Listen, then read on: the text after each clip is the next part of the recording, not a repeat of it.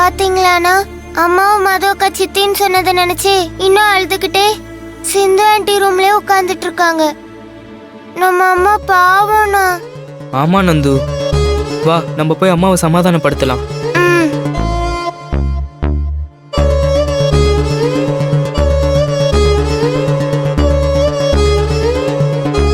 அம்மா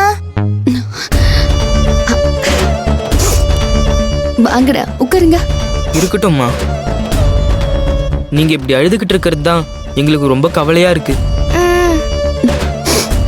இதுக்காகலாம் நீங்க கவலைப்படக்கூடாது.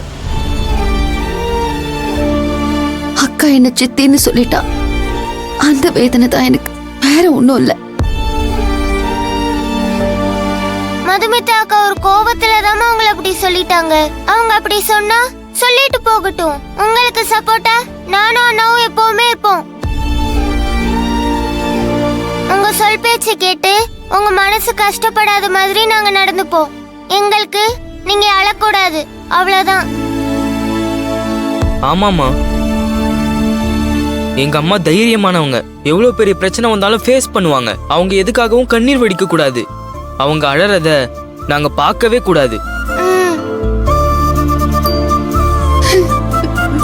அழாதீங்கம்மா.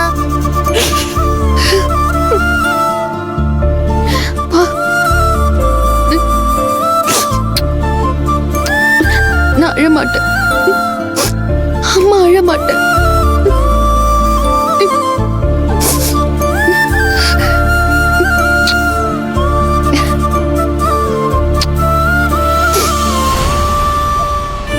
நீங்க ரெண்டு பேரும் அம்மா பேச்ச கேட்டு நடப்பேன்னு சொன்னது எனக்கு எவ்வளவு ஆறுதலாவும் சந்தோஷமாவும் இருக்கு தெரியுமா?